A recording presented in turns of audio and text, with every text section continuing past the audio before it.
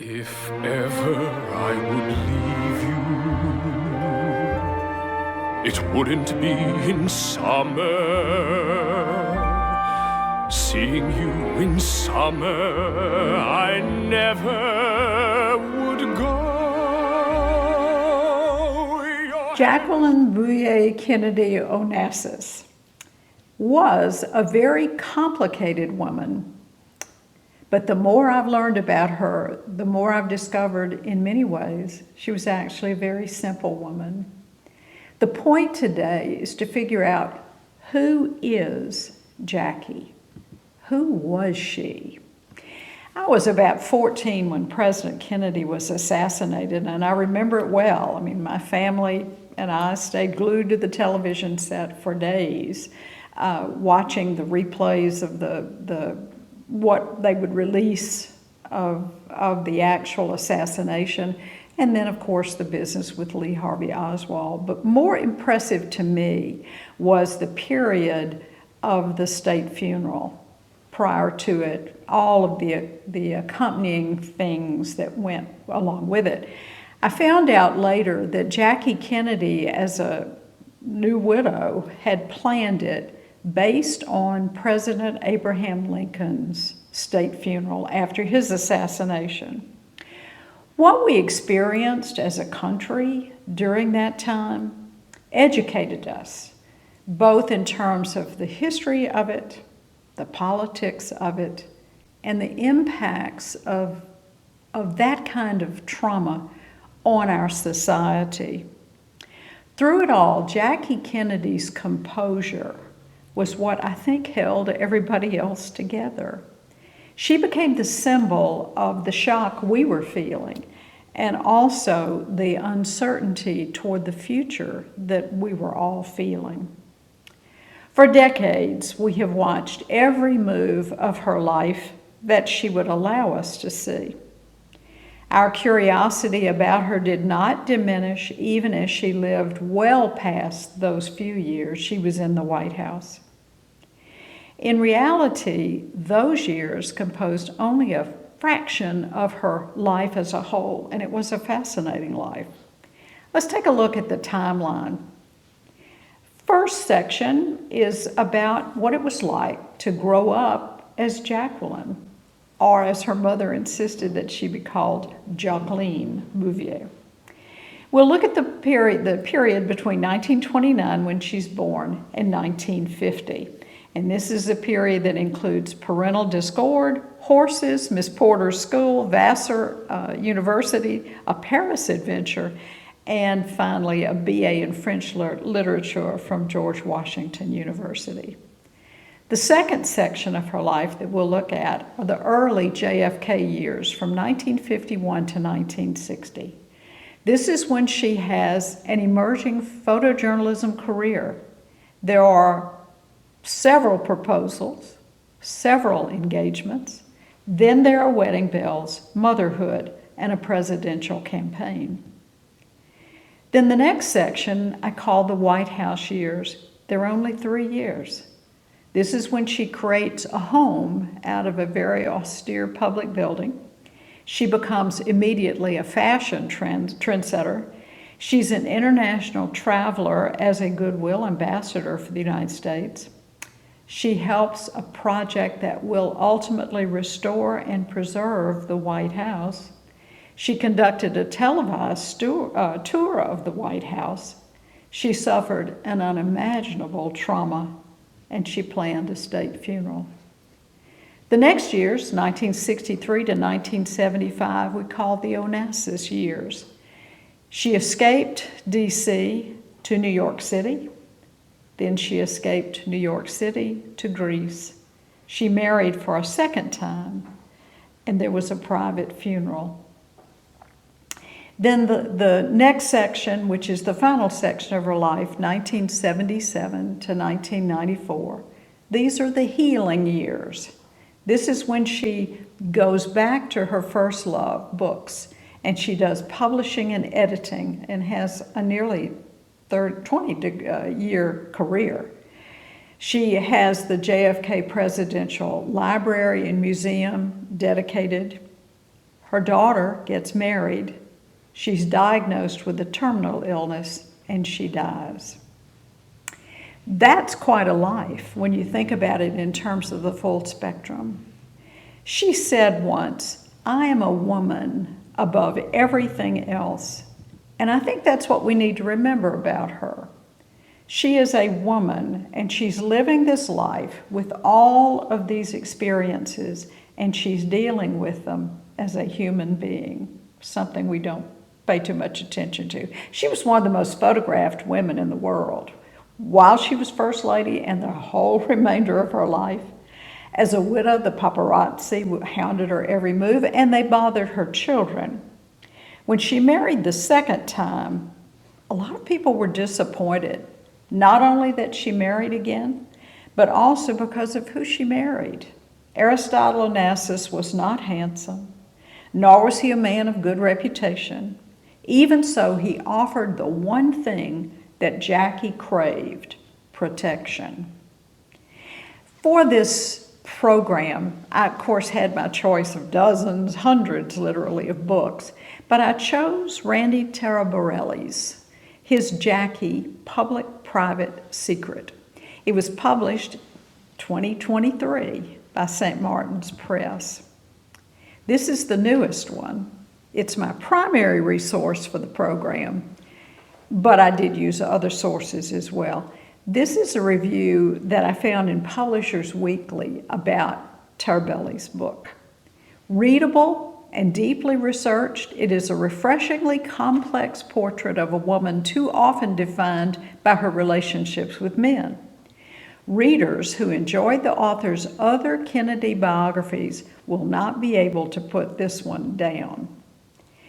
Here's my take on it. First, it's a very readable book, very conversational in tone.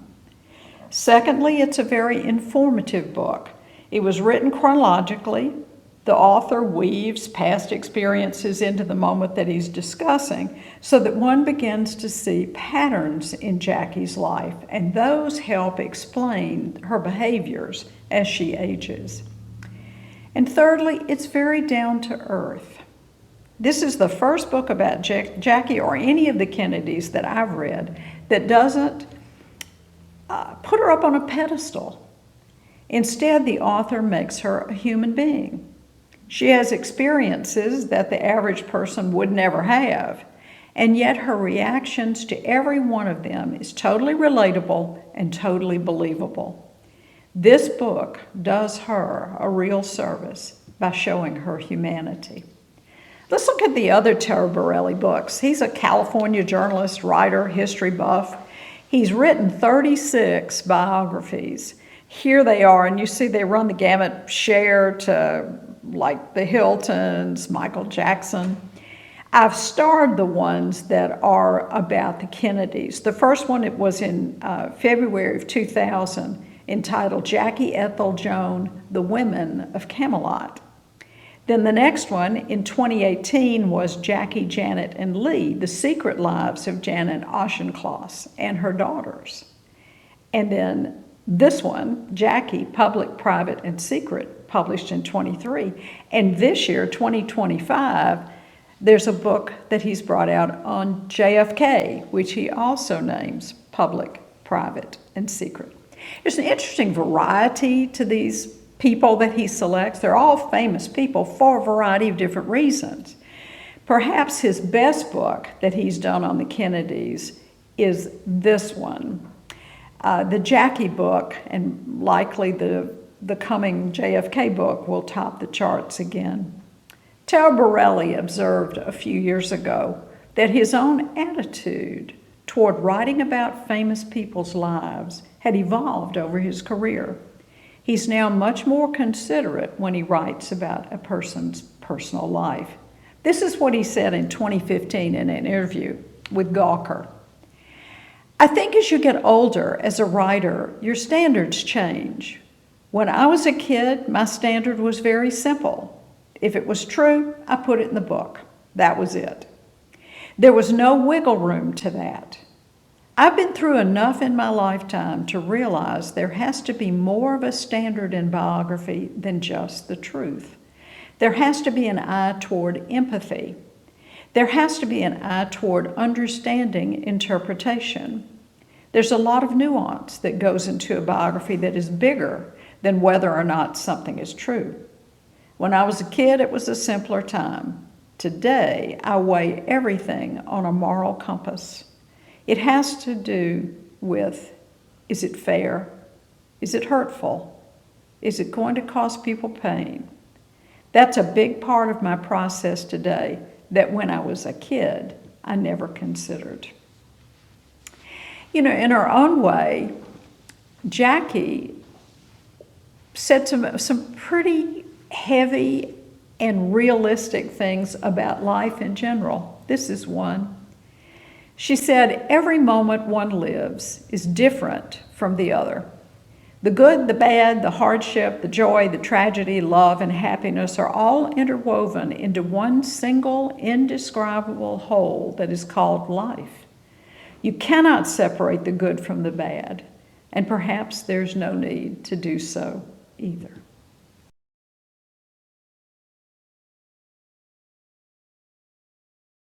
Jaqueline Bouvier was born on July 28, 1929 in Southampton, New York. Her father was John Verneau Blackjack Bouvier III, a wealthy stockbroker whose ancestors were French. Her mother was Janet, an accomplished horseback rider whose ancestors were from Ireland and England. In this picture, Jaqueline is 6 years old. When she was only 1, her mother put her on a horse for the first time. That began a lifelong love affair with horses for the little girl. The Bouviers enjoyed attending horse shows as observers and as competitors. Janet was determined that her daughter would grow up as an accomplished equestrienne. By the time Jaqueline was 11, the little girl had won several national championships in riding. In 1940, the New York Times had this write-up about her. Jaqueline Bouvier, an 11-year-old equestrienne from East Hampton, Long Island, scored a double victory in the horsemanship competition. Miss Bouvier achieved a rare distinction. The occasions are few when a young rider wins both contests in the same show.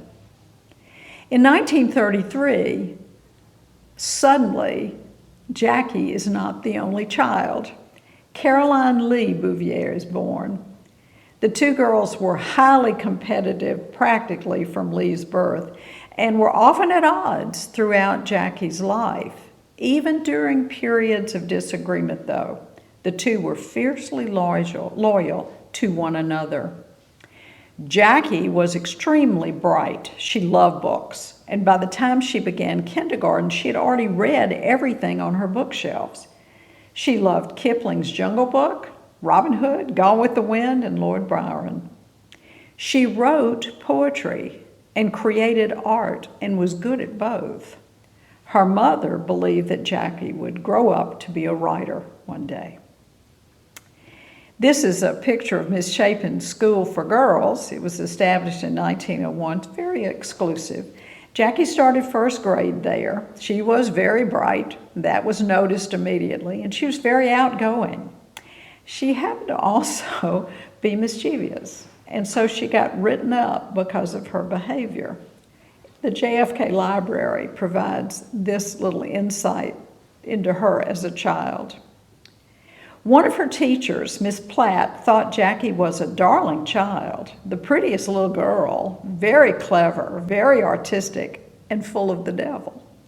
At times, she did get into mischief and would be sent to the headmistress, Miss Ethel Stringfellow, who wrote on her report card, Jaqueline was given a D in form because her disturbing conduct in her geography class made it necessary to exclude her from the room. Aha. When Jaqueline was 10, her parents divorced, and prior to that time, it had been a very acrimonious marriage, very unhappy, lots of fighting, lots of things to disturb children. The divorce was especially traumatic for Jackie because the family was a Catholic family, and the Catholic Church disapproved of divorce. Very few children that she knew had divorced parents, and so this further isolated her. Even though her home life had changed dramatically, though, she took classical ballet lessons and she took French lessons. She was also active in her school newspaper and won a prestigious literary award there. In 1942, Jackie's life changed again. This time, Janet Bouvier, her mother, married for a second time, this time to Hugh Auchincloss, a very successful businessman. Jackie and Lee now had two stepbrothers, Usha and Tommy, and a stepsister, Nina. This is a family picture that was taken of them in 1946. You immediately spot Jackie. She's in the upper left-hand corner on the back row, and Usha, her stepbrother's right next to her. And then, of course, the parents are down front, and you get your first look at Hugh. Hugh becomes a very important figure in Jackie's life. After her mother remarried, then Jackie and her sister Lee were shuttled back and forth between her stepfather's estates in Fairfax, Virginia, and Newport, Rhode Island, her father's apartment in New York City, and then the family home in East Hampton. When it was time to go to college and be more on her own, Jackie was ready. She was beautiful as an 18-year-old. She had grown into her beauty. There's an interesting comment in the book about how many years she had to have braces on her teeth. And if you look very closely at her photographs when she's doing a big smile, you realize that there is some imperfection on each side, just added to her charm, I think. Vassar College was established in 1861, and this is where Jackie went to university. She entered it. She made the honor roll. Even so, she disliked the very confining roles for the women and the strict curfews. See, she's something of a rebel, even early on. Later, she transfers to George Washington U and gets that BA in French literature, but there were moments. In fact, at Vassar, she was expelled once. Her offense was that she returned home from a date a little after the curfew. She got reinstated, though, because her mother and Hugh, stepfather Hugh, stepped in and kind of made it okay for her to come back to school. She spent a year abroad to enhance her college experience, especially her French language. She took intensive French language classes in Grenoble and then enrolled at the Sorbonne for further French immersion. And while she was in Europe, she traveled to Spain, England, Ireland, Scotland, Italy, and even had a nice road trip through the south part of France. Of all of them, though, it was Paris that stole Jackie's heart. She had no idea that she would return someday as America's First Lady, the one who the president famously said he had accompanied to Paris. In 1947, she's a lovely young woman. She's the apple of her father's eye. Black Jack Bouvier adored his daughter just as much as she adored him. The nickname that he gave her, Jax, was her favorite nickname, and it lasted with her throughout her life. Financial reversals meant that Black Jack couldn't provide for her the way he had hoped to, but she loved him nonetheless. She also, though, had a very close, loving relationship with Hugh, her stepfather. He would be the one who would escort her at both of her future weddings. Black Jack had a problem with drinking, and he got too drunk to be able to escort her at her wedding to JFK. Jackie was like a bird out of a cage when she finally got her degree, and she was to a degree out on her own. She and her sister, Lee, enjoyed a European tour together in 1951. This is a cute picture of the two of them. They're on the deck of the ship that they had cruised on, and they're obviously having a little rain, but such is life. She landed a job at the Washington Times-Herald thanks in part to her stepfather Hugh's intercession. She was determined that some way, somehow, she would be able to work with books. That's what she loved, and writing. The first job she got was as a photojournalist, which was a double home run for her because they named her the inquiring photographer, which meant she was combining not only writing skills, but also photography, two passions.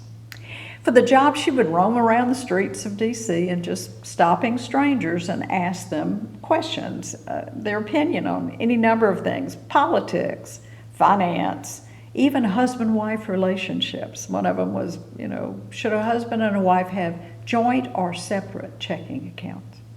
She interviewed many people, including, ironically, Richard Nixon, who was JFK's future opponent in that presidential run in 1960. She was good enough at it. The paper sent her to cover Eisenhower's first inauguration and also Queen Elizabeth II's coronation. This is a picture of her at work in 1952. They're on a rooftop, standing in a pool where there are goldfish, and she's photographing somebody, Dale Chestnut, as Dale feeds the goldfish. So Jackie took the job seriously, and she was serious about finding interesting things to write about. She loved working and creating with her words and her photos. It was her first real taste of creative independence that she'd ever experienced. She fully intended to work when she got married. It never occurred to her to do anything else. Her mother was horrified at the thought. She couldn't understand why her daughter would even think of doing such a thing. But Jackie believed in the power of words and self-expression. She said this, "Once you can express yourself, you can tell the world what you want from it. All the changes in the world, for good or evil, were first brought about by words." What I had never read before until I read this book was that Jackie was actually engaged to be married to somebody else before JFK. The man was John Husted. He had graduated from Yale. He'd served in World War II. He was a successful Wall Street banker. And in March of 1952, she broke the engagement. The reason she broke it, she said later, was that the only thing that he found interesting in life was making a perfect martini. She met JFK for the first time in May of 1951 at a little private dinner party some friends of both of them had arranged. They were trying to fix them up, and absolutely nothing clicked. They met again in December, right after she became engaged with Husted. After she broke her engagement the next spring, then she and JFK began dating. Carl Anthony writes this about her. Jackie started seeing JFK as a friend, and she clearly liked him. They were both passionate readers of Lord Byron's poetry and shared feelings about Vietnam's independence.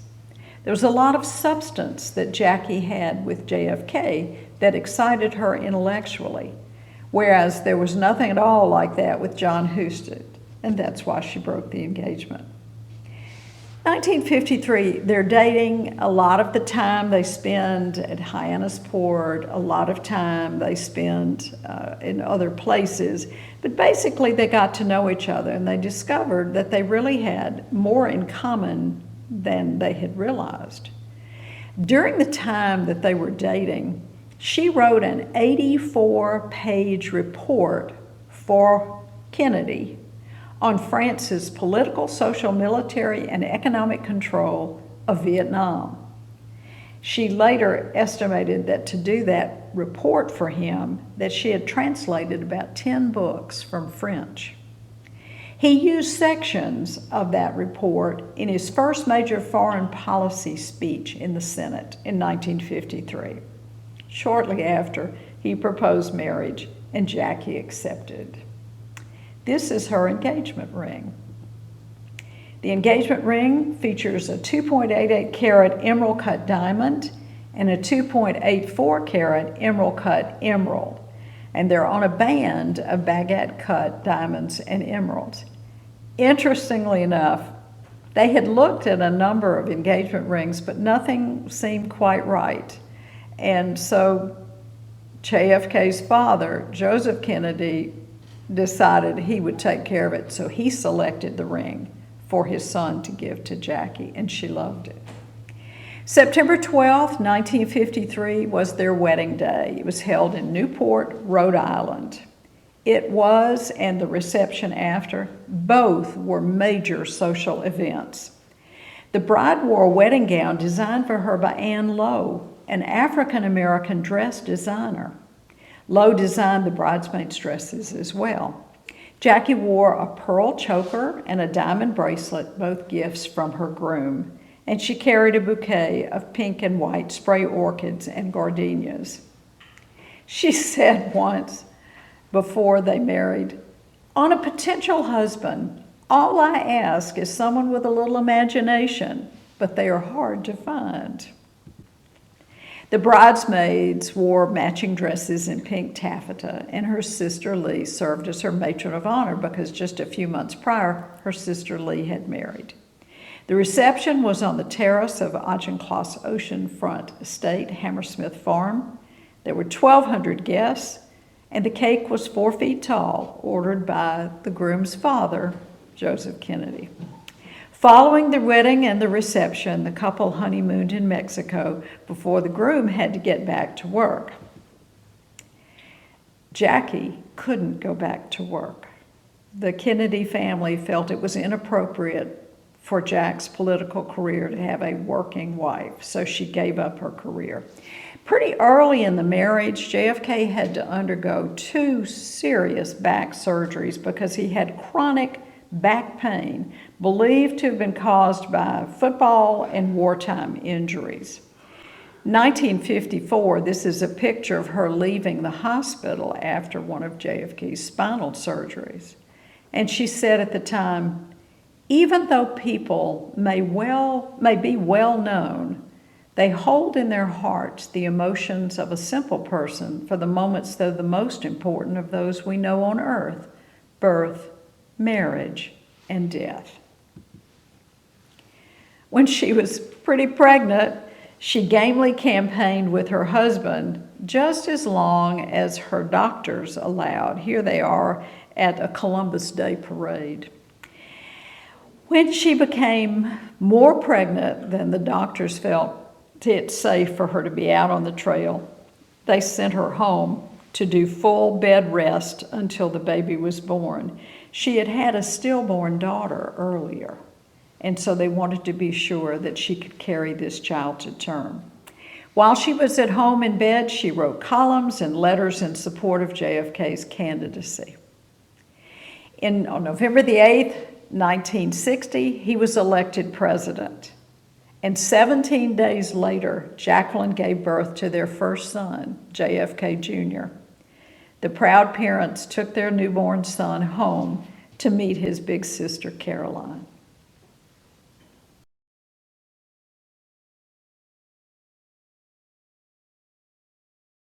The new First Lady is shown here being escorted by entertainer and Kennedy close friend, Frank Sinatra, to one of the inaugural balls. She's amazing. She's up, she's had her baby, she's planning a move into the White House, and her husband is president of the United States, and she's First Lady, and it's all happened in like 3 months. Her magic had begun. She's 31 years old. She's the 3rd youngest First Lady in U.S. history, and she's the first one since the 19th century to occupy the White House during her childbearing years. This picture shows the first family at home at the White House, and Caroline is meeting her new baby brother. When the Kennedys moved into the White House, Jackie began putting her touch on everything. She was a gifted hostess and brought those skills to the historic building. She started the trend of having a proper, well-stocked bar located in the state dining room. There were butlers who acted as bartenders, and she also had ashtrays out for people to smoke. All of this was new, previously rarely done in the White House. Jackie was a lifelong chain smoker. She smoked for 40 years, but she went to great pains to make sure never to be photographed while smoking. Here's a list of some of the big changes that the hostess First Lady brought to the White House. She had all the fireplaces lit when guests came by in the wintertime. She got rid of formal receiving lines at the formal affairs. She requested natural, rustic-looking flower arrangements so they wouldn't look like they had been bought from some expensive floral designer or florist shop. She invited men and women to actually have coffee together after dinner instead of going to separate rooms. She instructed the White House chef to serve 4 courses instead of the usual 5 to 6 courses for the formal dinners. And she was very careful to make sure that the menus considered the culture and the personal preferences of her special guests. She never used bread and butter plates. She didn't like a cluttered table, but she did have individual salt cellars and nut dishes, an urn for cigarettes and matches at each place. She was a breath of fresh air for the fashion industry, unlike her predecessor, Mamie Eisenhower, who was beloved but older and unconcerned about fashion. Here's a young woman who's practically a model. She loved fashion. She had an excellent clothes sense. She understood the importance of the messages that clothes bring, that deliver, and she was a beautiful woman in face and figure. Nearly everything that Jackie wore became a fashion trend, starting with her famous pillbox hats. In 1961, the First Lady and her sister rode elephants in Pakistan during a trip that they made there. Lee is now Lee Radziwill, and she is married to a prince. She has divorced her first husband, and she's on her second marriage, and the girls had a lovely trip. The next year, the First Lady traveled to Pakistan again when she toured the country, rode horses with the President Khan, and watched Pakistan's annual horse and cattle show. Afterward, President Khan gave Jackie the horse that she had ridden earlier, Sardar. She loved riding that gelding and was able to accept the gift after promising through lots of paperwork that to the federal government that her family would pay for the horse's travel and expenses. Even as she was rapidly becoming an internationally famous Goodwill ambassador, she adamantly refused to let those duties interfere with what she believed to be her most important responsibility, her children. This is a picture in the same year that she's riding horses with the president of Pakistan.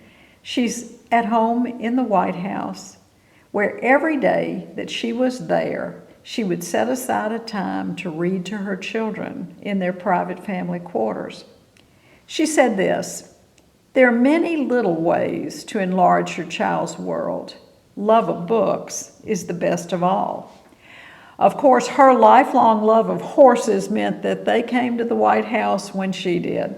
She made sure that the children had opportunities to ride as often as possible. The pony Macaroni was a very special favorite. She also liked to ride with the children out away from the White House grounds as such, but close enough in to be safe. And she rode with Caroline and with John as often as she possibly could. Like her mother, she had her children on horseback when they were a year old. In 1962, she's seen here busily decorating Easter eggs with the children. She's got Caroline and John and some of the friends. They're vacationing in Palm Beach for their Easter holiday. She loved doing things with her children. At the same time, she's having to go abroad to help with that ambassadorship. So she, in March of 15th, 1962, you see a picture here of her standing in front of the Taj Mahal in India. The First Lady had studied foreign cultures as an adult, and she was fluent in French, Spanish, and Italian. Fluent in French, Spanish, and Italian. During the 1963 presidential campaign for JFK's hoped-for second term, the First Lady spoke French in Louisiana and spoke Spanish in Texas, much to the delight of her husband and the supporters.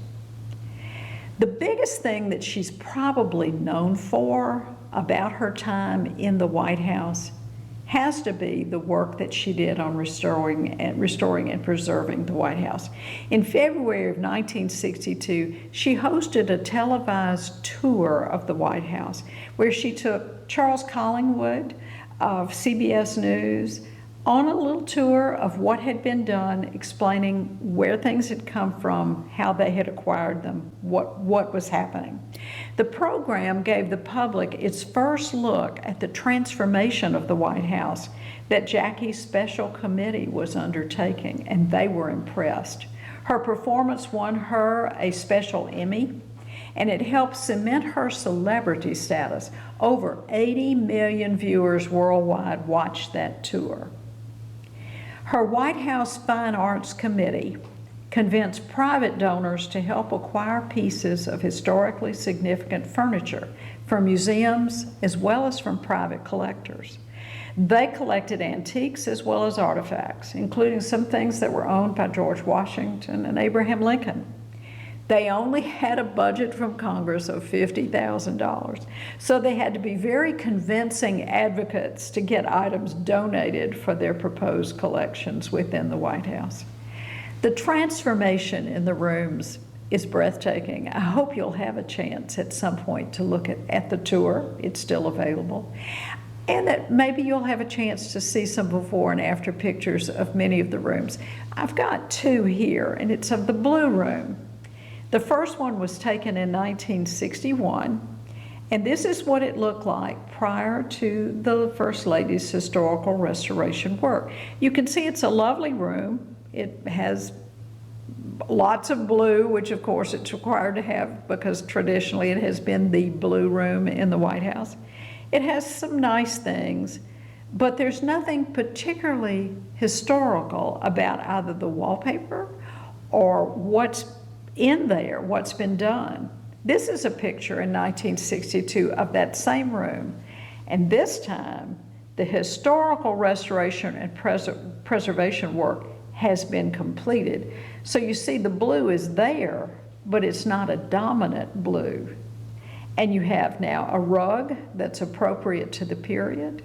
You have paintings that were appropriate to the period and other artifacts, even something as simple as side chairs, which are appropriate to the period for the White House. This was a big, big accomplishment. The most frightening thing, though, was if Jackie could come in and make these changes, what happens when the next First Lady comes in? What if she wants to change it too? So Jackie made a very important decision to make the acquisitions permanent beyond the JFK administration. She headed up efforts to have the White House declared a museum protected by Congress, and that's what it is today. This is a poignant picture to me. It's taken at Christmas in 1962. It shows the first family with Lee and her children celebrating what none of them realized would be their last Christmas together, not just the last Christmas in the White House. Most historians agree that Jackie was aware of JFK's numerous affairs. She simply chose to ignore them, although she did warn that Marilyn Monroe could be, in her word, dangerous. Like Eleanor Roosevelt, Jackie was convinced by parents that it would be best to stay married so as not to destroy their husbands' political careers. Most historians also agree that Jackie was faithful to JFK throughout that decade that they were married. As they settled into the White House and sort of got their family going and growing, the first family spent a lot of times at Hyannisport together with their dogs, and they had lots of them. The children loved pets. This has now become kind of an iconic picture showing the two children playing under the desk. That was one of the favorite places that the children had in the White House. It was in the Oval Office. It's the iconic Resolute desk. And they would hide under there and surprise their father when he would come in. This was a happy time for the family. Jackie became pregnant once again, but the child, a son they named Patrick Bouvier, was born premature and could not survive. She was deeply depressed about the loss of this now second child because she had had a stillborn daughter much earlier in the marriage.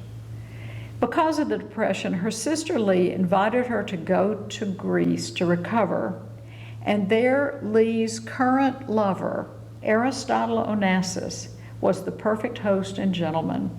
He was 23 years older than Jackie.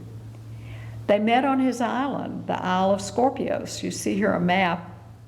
Scorpios is just kind of off to the right a little bit. It's marked by a big red marker so you can see where it is. It's very private. It was his own island. He had his own security on it.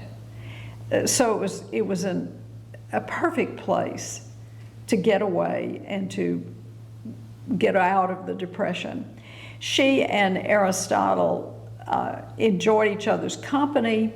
Of course, he's Lee's lover, so there's nothing untoward going on. But they did enjoy talking and walking on the beaches, and they became friends. When the First Lady returned back to the States, she was rested, and she was ready to help with her husband's second presidential campaign. One of the things that she was asked to do was to go with him to Dallas, to Texas. And so this is a picture on November 22nd, 1963, when the president, accompanied by his First Lady, arrived at Dallas Love Field. At JFK's request, Jackie made that trip to help shore up his voting support in the South. This is one of the last pictures that's taken of them. You can see the two of them in the back seat of the limo, and the front gentleman is the governor, Conley of Texas. And they're sort of greeting the crowds, and it will just be a matter of a few moments before the shot rings out. His death was a traumatic experience in every sense of the word. She's sitting there, she sees him shot, she sees him mortally wounded, and there's nothing that she can do. When Johnson, Lyndon Baines Johnson, is sworn in as the 36th president, it has to be done quickly because without that we are sort of in limbo. And remember, this is a point, or you may not remember, this was a point when nobody knew what had happened, why he was killed, or by whom these first hours. And the former First Lady stood with LBJ and the new First Lady for the brief ceremony. She refused to change out of her pink suit. LBJ offered to have one sent to her, and she said no. She wanted them to see what they had done to her husband. She is now 34 years old, and she's a widow after being married only 10 years. The bloodstained suit is held today in the National Archives, but the matching pillbox hat was lost on that day and has never been recovered. I mentioned at the beginning of this program that watching her as she was so steadfast and so composed through those days, and including through the funeral, the state funeral itself, was really an impressive thing to see. Here she is walking behind the coffin, And she's flanked on either side by the two remaining living brothers, Bobby and Teddy Kennedy. She said this some years after, probably 4, 5, 6 years after the event. She said, "Do you think that God would separate me from my husband if I killed myself? I feel as though I'm going out of my mind at times. Wouldn't God understand that I just want to be with him?" Tremendous pain in that. This is her official White House portrait, which of course was hung several years after she was out of the White House. And there's a poignancy to it. It's simple, it's beautiful, but it's sad.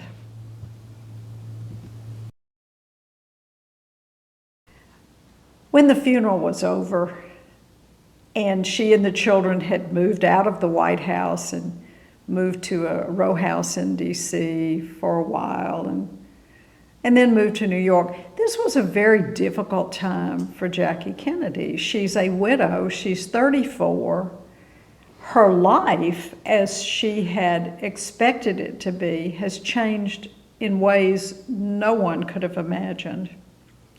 She said, about 2, 3 years after the trauma, she said, "One must not let oneself be overwhelmed by sadness."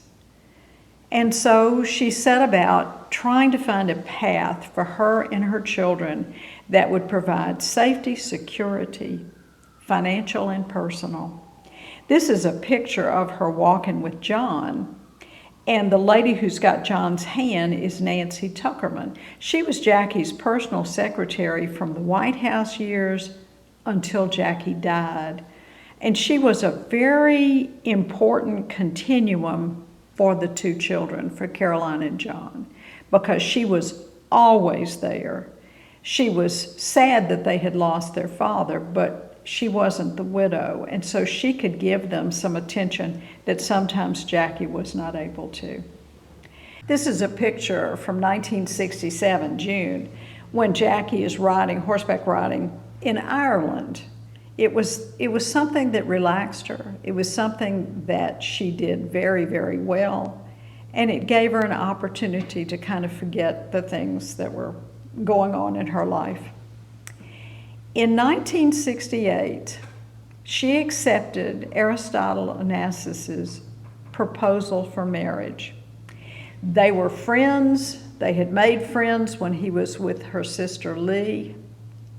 When Kennedy was assassinated, Onassis made the trip to America from Greece and stayed at the White House during the days before the state funeral.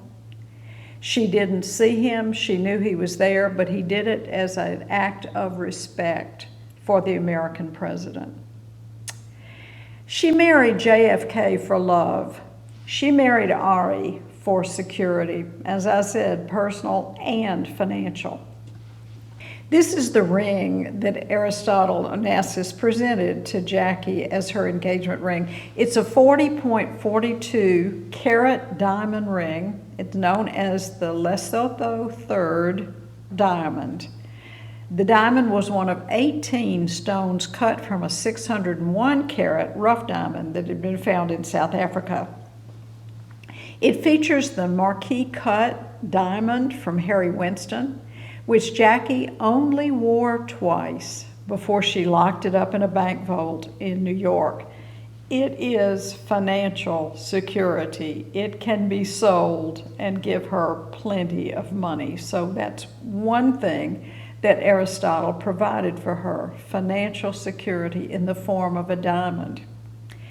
When she passed away in 1996, the ring was sold at auction for $2.59 million by the Harry Winston brand, and the winning bidder has never been disclosed. We don't know who has it.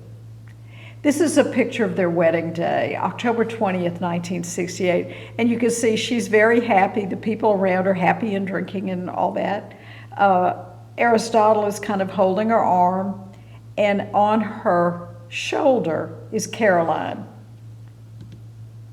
They were married on the private island Scorpios in a small Greek Orthodox chapel, and only 40 guests were invited. Then they had their wedding reception aboard the Christina, his yacht. And again, it was a small, very intimate affair, but beautiful. In 1970, you see her here. She's enjoying travel. She's stepping out of London, a store in London. She's wearing what becomes really known as the Jackie uniform, oversized dark glasses, and a trench coat. And that's how she moves around in the public. This is a picture in October 1971. No matter where she lived or traveled, New York City was always home to her. She was comfortable walking outdoors in the city. The photographers were always present, but early on she chose to ignore them. She said that they had a job to do, and so she would let them do it as long as they wouldn't physically touch her. This is probably a carryover from her early career as a photojournalist when she was having to take pictures. After she married Onassis, though, the paparazzi just went crazy. They were very obnoxious. And she finally sued one, Ron Gallela. He was the most persistent photographer who hounded her. And she sued him for harassment and for invasion of privacy. She won that suit and got a court order forbidding him to step within 25 feet of her or 30 feet of her children, and he carried a tape measure with him to make sure he was far enough away.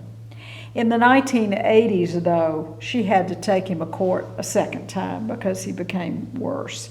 And only then did he was forced to stop. This is a picture of her at a news conference for the Committee to Save Grand Central. You see a picture of a poster of Grand Central Station to the right, and she's standing with the chairman of her committee to the left. She was determined that she was going to do meaningful work in preservation and restoration of aging American architecture. This was born out of what she wanted to do and accomplish with the White House. In New York City, she was instrumental in leading the campaign to save and renovate Grand Central Station. She said this at the time: "Is it not cruel to let our city die by degrees, stripped of all her proud moments, until there will be nothing left of all of her history and beauty to inspire our children? If they are not inspired by the past of our city, where will they find the strength to fight for her future?" In 1975, Onassis died. He had been diagnosed with myasthenia gravis, which is a very serious disease. And the year before he died, when he was still able to travel, she brought him to have time with her stepfather, Hugh. The two men actually developed a close friendship. They were businessmen, hard-nosed businessmen, and they just enjoyed each other's company. At that time, the muscle problems from the myasthenia gravis had fixed it so that he was not able to keep his eyes open, and so she affixed Band-Aids to his eyelids to hold his eyes open, and then put dark glasses on. Nobody could tell that he had the Band-Aids held up, and it meant he then was able to move about and do things. After only a year or two of their marriage, they had settled into living separately, primarily. Jackie and her children lived in New York City. Onassis lived in Europe, Paris with Marie Callas, or on Scorpios. And when he died, Jackie issued this statement. She said, "Aristotle Onassis rescued me at a moment when my life was engulfed with shadows. We lived through many beautiful experiences together, for which I will be eternally grateful."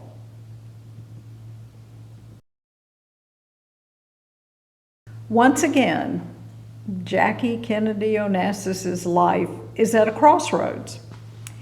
She has now buried 2 husbands.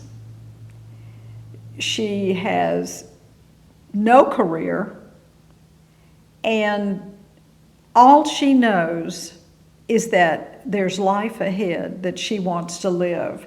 She says this, "I want to live my life, not record it." This is kind of a pushback at the idea of everybody trying to take pictures of her all the time and say what she was probably up to. And she just wanted to live her life. So she went back to first love. First of all, always New York had been her home base. She and her children had lived in New York City primarily during her marriage to Onassis. So she settled permanently in New York City, and she gets a job. She goes to work at Viking Press, and she worked there from 1975 to 1978. She was a consulting editor. She left Viking to join Doubleday as a senior editor. She was working for Doubleday Random House until her death. In fact, 3 weeks before she died, she was negotiating, by telephone of course, with someone who was important that she wanted to write an introduction to a book that she was trying to finish. During her career, she acquired nearly 100 fiction and nonfiction books. Probably the most popular book that she brought to publication was Michael Jackson's autobiography, Moonwalk. Tara Borelli has a wonderful sequence talking about how she had to negotiate with Michael and how Michael would negotiate back with her and how they finally got what she wanted, which was a prize autobiography. In 1975, she started seeing Maurice Tempelsman. He was Belgian-American. He was a jewel tycoon. He made a fortune selling diamonds from South Africa's Gold Coast. He immigrated with his Orthodox Jewish family from Antwerp to New York in 1940 to escape the Nazis. His father was a diamond broker, and Maurice got his start in the business with his dad. He had been a major donor to the Democratic Party since he'd had money to donate. During the 1990s, he donated $500,000 to the party. He had a close relationship with leaders of the Democratic Party, and he actually met JFK when JFK was still a Massachusetts senator before he ever was president. Jackie Kennedy sort of explained later in life what she was doing with this part of her life when she's going to live her life, perhaps on her own terms for the first time. She said, "A person once said that there comes a time in life when you walk away from all the drama and the people who create it. You surround yourself with people who make you laugh, forget the bad that caused grief and shame, and focus on the good that make you proud. So love the people who treat you right, and pray for those that don't. Life's too short to be anything but happy. Falling down is a part of life. Getting back up is living." Here she is with Templeson. They had quite a lovely relationship. He'd known her for 30 years, but they grew especially close during the 80s and the 90s. He was married. He had 3 children. His wife, though, had separated years before he began his relationship with Jackie. They enjoyed doing a number of things together. They loved to dine in fine restaurants on the Upper East Side. They liked to spend weekends at Jackie's New Jersey horse farm. And in the summer, they could be found sailing either at her estate on Martha's Vineyard or sailing somewhere on his yacht. When Onassis died, Maurice became Jackie's financial advisor. Jackie inherited, other than the diamond, $26 million from Onassis, which was a pittance compared to what his total net worth was. And Maurice is believed to have quadrupled that inheritance before she died. This is a picture of her at Club 21 with former brother-in-law, Teddy Kennedy. It's taken in 1980. She kept a very close relationship with a number of her in-laws. She had favorites, of course, but she really loved them all, and she loved that time in her life. She was especially close, out of all of them, to JFK's mother, Rose. Rose approved of her marriage to Onassis, which was an important impediment that Jackie had to get past in order to feel right about marrying Onassis. Rose understood something of what Jackie had been through. After all, she had buried children, and she buried her son when Jackie buried her husband. So they understood grief. They also had the special joy of being the two in the family who spoke fluent French. And so the two would speak French, sort of eliminating everybody else from the conversation, and I think they both enjoyed that.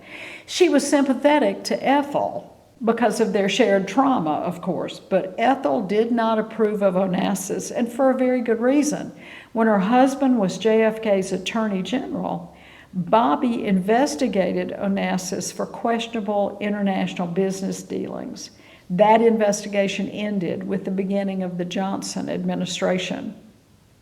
She was a confidant of Joan Kennedy, Teddy's wife, because Joan had alcoholism, which was brought about by Teddy's womanizing.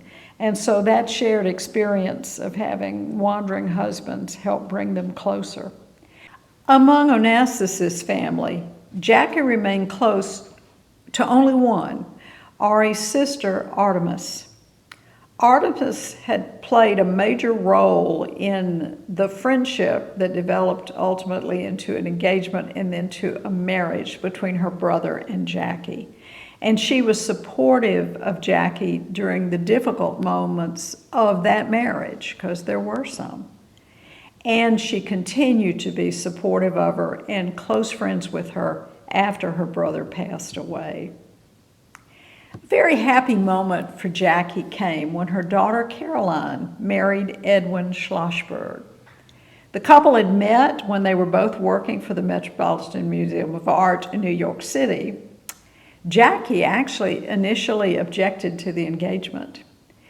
Schlossberg asked for a meeting, sat down with her, and convinced her that he and Caroline would either elope or they would have a formal wedding. Either way, he was not going away, and they were going to be man and wife.